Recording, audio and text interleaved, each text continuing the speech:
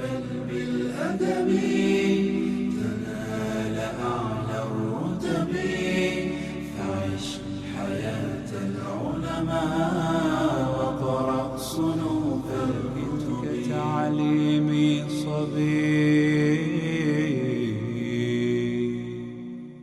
بسم الله الرحمن الرحيم. الحمد لله رب العالمين، والصلاة والسلام على أشرف الأنبياء والمرسلين سيدنا وحبيبنا ومولانا محمد وعلى آله وأصحابه أجمعين. أما بعد، والسلام عليكم ورحمة الله وبركاته. Hormatly Müslüman bir tuğanlar, bizim gezekteki tafsir sabahımız buyursa, biz buğa çeyinki sabahlarımızda Mesed Süresi'nin tafsirine toxtalğımız. Bugün sizler menen buyursa İhlas Süresi'nin tafsirine toxtalabız.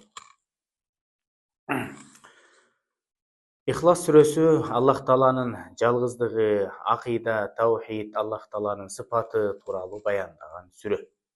Тартиби боюнча 112 сүрө. Меккеде түшүрүлгөн. 4 аяттан, сүрөдө жана 4 аяттан турат. Сүрөдө 15 сөз, 47 тамга бар. İhlas Süresi'nin faziletleri. Peygamberimiz sallallahu aleyhi ve sellem kimde-kim Kul huvallahu ahad деген сүрөнү окуса, Кур'андын 3төн 1 бөлүгүн окугандай соопко ээ болот. Жана Аллах Таалага 10 жолу ыйман келтирип, ыйманга кайткандай сооп алат деди. Жана Али радыйаллаху анхунун рываят кылган хадисинде кимде-ким багымдат намазынан кийин Ихлас сүрөсүн 11 жолу окуса, ошол күнү ал адамга күнөө жолобойт дейт. Жана Пайгамбарыбыз саллаллаху алейхи ва саллям Ихлас сүрөсү туурасында өзүнүн куттуу хадисинде мен үммөтүмдүн адашып калуусунан коркуп жаттым эле. Качан гана Ихлас сүрөсү түшүрүлгөндө жүрөгүм тынычтык тапты дейт. Ихлас сүрөсү менен Ан'ам сүрөсүнүн 70.000 периште түшүргөн дейт. Ихлас сүрөсү менен Ан'ам сүрөсүн 70.000 периште түшүргөн дейт. Ихлас сүрөсүндө эми көптөгөн ушундай бир фазилеттер бар экен, урматтуу жамаат. Биз дайым окуп жүргөн кыска нуска Ихлас сүрөсү мына ушундай көптөгөн бир фазилеттерге ээ. Эми Пайгамбарыбыз саллаллаху алейхи ва салламдын хадисинде келет, Ихлас сүрөсү 15 тамгадан турат. Кимде-ким чыныгы ишеним менен Ихлас сүрөсүн окуса, Аллах Таала ага 7 кабат Аллах Таала аны 7 кабат тозогунан сактап, жана бейишине киргизип коет дейт. Жана Ихлас сүрөсүндө 15 тамга бар. Кимде-ким Ихлас сүрөсүн окуса, ал адамды 15 береке эритип жүрөт дейт. Эми Пайгамбарыбыз саллаллаху алейхи ва саллям ар бир сүрөнүн фазилеттерин эскерип атат, урматтуу жамаат. Эми ар бир сүрө өзүнчө бир ушундай бир көптөгөн фазилеттерге ээ да. Эми кайсыл гана сүрө болбосун биз окуй турган болсок, өзүбүздүн жашообузга ушундай бир берекелерди, жакшылыктарды, ошол сүрөлөрдүн бир фазилеттерин өзүбүздүн жашообузда көрө беребиз. Эми бир эле сүрө менен чектелип калбастан, балким биз айына же болбосо аптасына кийимибизди же болбосо бир бут кийимибизди алмаштырып жаткан сыяктуу, намазыбызда да мына ушул сүрөлөрдү алмаштырып тура турган болсок, ошого жараша да бизди жакшылыктар коштоп жүрө берет. Биринчи аяттын тафсири. Биз биринчи аяттын тафсирине токтолгонго чейин Ихлас сүрөсүнүн түшүү себебине токтолуп алалы да. Кээ бир мушриктер Пайгамбарыбыз саллаллаху алейхи ва салламга келип суроо узатышты дейт. Эй Мухаммад, бизге Кудайыңды баяндап, сыпаттап бербейсиңби? Алтынданбы, күмүштөнбү, баалуу нерселерденби дегенде, ошону Аллах Таала тарабынан ушул Ихлас сүрөсүн түшүрүп атат. Биринчи аяттын тафсири. Кул хуаллаху ахад. Кул айт деген мааниси бар. Хуа кимдин жалгыз экендигин баяндаган сөз. Ахад. Аллах жалгыз деп айткан, эй Мухаммад деп бул жакта баяндап атат. Бул сүрө Пайгамбарыбыздын саллаллаху алейхи ва салламдын учурундагы Мекке мушриктерине эле эмес, кыяматка чейин эле кыяматка чейин келе турган мушрик капырларга эскертүү катары түшүрүлгөн сүрө.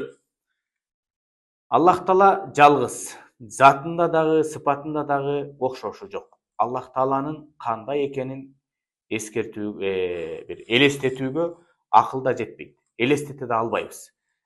Элестетпейбиз дагы да. Ихлас сүрөсү Аллах Тааланын жалгыздыгын баяндагандыктан таухид, акыйда сүрөсү деп дагы аталат.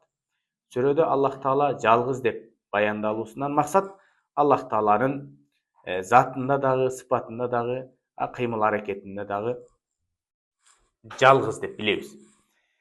Экинчи аяттын тафсири Аллаху самад. Эч нерсеге Аллах Таала муктаж эмес. Инсаниятта муктаждык сыпаты бар. Бирок Аллах Таалада андай сыпат жок. Аллах Таала эч кимге муктаж эмес. Самат сөзүн Ибн Аббас радыйаллаху анху ушундайча тафсирлейт. Аллах Тааладан озуп кете ала турган эч бир жандык, эч бир нерсе жок. Аллах Таала эч нерсеге муктаж эмес, муктаж дагы болбогон, муктаж дагы болбойт. Самат сөзүнүн дагы бир мааниси бардык нерсе Аллах Таалага гана муктаж. Аллах Таала гана ар биринин муктаждыгын чечип берет деген дагы мааниси бар экен. Самат деген бул тирүү, өлүмдүн даамын татпайт, өзүнөн кийин бирөөгө таштап кетпейт, мурас калтыруу, кемчиликтүү, мындай бир сыпаттардан аруу. Самат деген дагы ушундай мааниси бар, башчы, бардык нерсе ага баш ийет. Жебейт, ичпейт, уктабайт, деген дагы маанилери бар. Жана айыбы жок, кемчилиги жок деген дагы мааниге ээ дейт. Андан кийинки 3-чү аяттын тафсири лам ялид ва лам юлад. Туулган эмес. Эч ким аны бул жерде туудурган эмес деген маани келип чыгат. Аллах Таала бул жерде туулгандыгын же бир туугандыгын четке кагып, толук кандуу жалгыз экенин баяндап жатат. Андан кийинки 4-чү аятта валам якуллаху куфуан ахад. Ага окшошу жок. Күч кубат, кудрети жагынан дагы Аллах Таалага теңдеш боло турган эч бир жандык жок. Эми капырлардын ишеними ушул 3 нерсеге байланат. Аллах Тааланы жокко чыгарышат, Аллах Таалага шерик кошушат, ширк кылып Аллах Тааланы окшоштурушат. Бул 3 сыпатты тең Аллах Таала Ихлас сүрөсүндө четке кагууда дейт. Мындайча айтканда, Ихлас сүрөсүндө Аллах субханаху ва таала лам ялид ва лам юлад ва лам якуллаху куфуан ахад. Демек Аллах Тааланын мындай туулган эмес, тууган эмес, Аллах Тааланын шериги жок деген маанилер бар. Ихлас сүрөсүндө балага, мындайча айтканда риторика илими туурасында дагы ушундай бир чечендик камтылган. Сүрөдөгү аяттар бири-бирин ушундай бир кубаттап, арты-артынан ушундай бир ээрчип, толуктап турат. Мисалы, 1-чи аятта Аллах Тааланын улуулугу, жалгыздыгы баяндалат.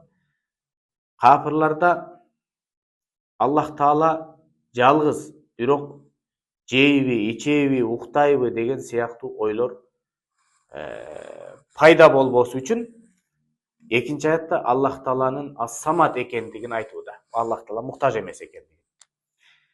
Бул сүрө аяттардын шурудай тизилгендиги, хооздугу, көркөмдүгү менен да айырмаланып турат. Ар бир аят дал тамгасы менен дагы аякталат. Кул хуаллаху ахад, Аллаху самад, лам ялид ва лам юлад, ва лам якуллаху куфуан ахад деп ар бир аяттын акыркы тамгасы дал тамгасы менен бүтүп атат. Эми Ихлас сүрөсүнүн алына турган ушундай бир пайдалары бар, урматтуу жамаат.